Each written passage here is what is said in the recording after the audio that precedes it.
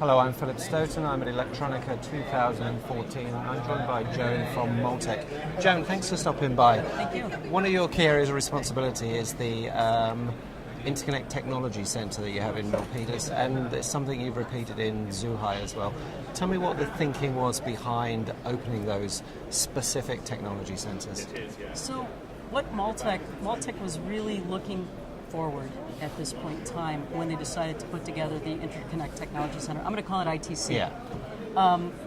And so really the goal of these centers was to put together what's the next generation and the generation plus technologies that our customers would need in order to be able to get their products out to market in a timely fashion. And so we started with the California site in Multek, and then we basically duplicated the site in Zhuhai where our high volume manufacturing's at in order for us to get this nice technology out there. Okay, and in terms of what you've got in those facilities, what kind of people are they? What kind of resources do you have there to actually make that technology work? So we have a really nice balance of engineering staff, design, and then also science.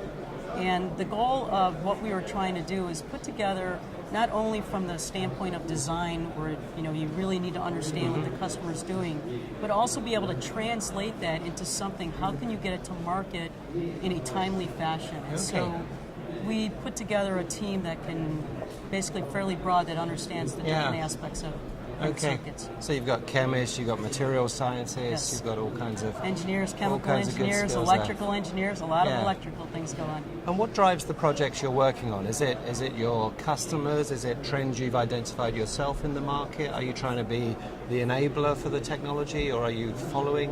Where do you fit in that kind of blue sky research cycle? So all of the above. Okay. For us, it's really, we do have quite great alignment with customers, and customers have a vision of where they want to go, but you also have to look at what's going on in the trends. For instance, I don't think anybody predicted where anything was going to go in this wearable technology trend. And so one of the things that we had to do is we had to get in front of that, understanding what does that mean, and what does that mean to a printed circuit.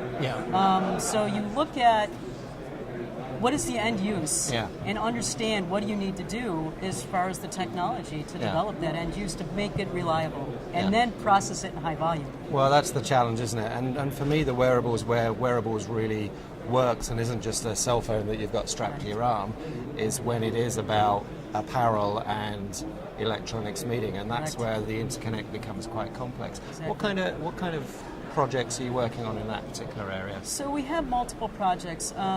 We are working with fabric type companies in order to have the interconnect within the fabric, and then we also have the common on, the on-body type of wearables. Like something like this. This is a jawbone, but you look at this and you say, that looks great, but I have to make what's inside work, and so you have to make what's inside work and make it reliable when you're doing all this stuff with it. Make it reliable when you're twisting it, and so you have a circuit, something like this, and you're going to move it and twist it and bend it, and your expectation as a customer is that it's always going to work, and so I have to make sure it's always going to work. So those type of things, and then we also have a lot of activity going on now with the on-skin wearables.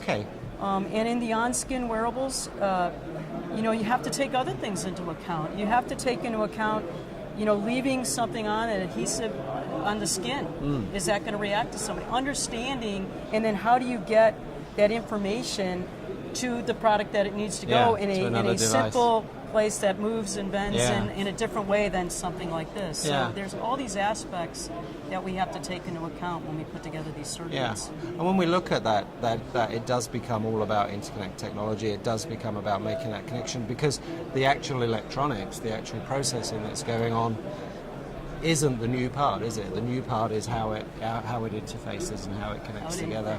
Exactly. So in terms of other areas that you're working on, for example, the automotive sector, what's going on in those industries that's keeping you awake at night? So I don't know what keeps me awake at night. I'm always on different time zones. So but so from an automotive standpoint, there's a lot of connectivity in automotive. There's lighting in automotive that's really key, and actually trying to reduce the weight in a car. And there's been technology that's been developed by Multek. We call it our Q Prime, And what this does is it allows for the LED lighting that you would see in the back of a tail light, and try to be able to dissipate that heat, right. and also reduce the cost from the standpoint of all the connectors. Yeah. So we make these things that are very flexible. We can install those in through the customer base that we have, and those type of technologies we're developing to get in front of what has to happen in the automotive market. Yeah, so it's that full connection all the way from lab to very, very high volume, very reliable, very repeatable production. Last question, you're in California for obvious reasons. You're right in the middle of Silicon Valley there. Yes, we are. You're in Zhuhai because that's where your facility is.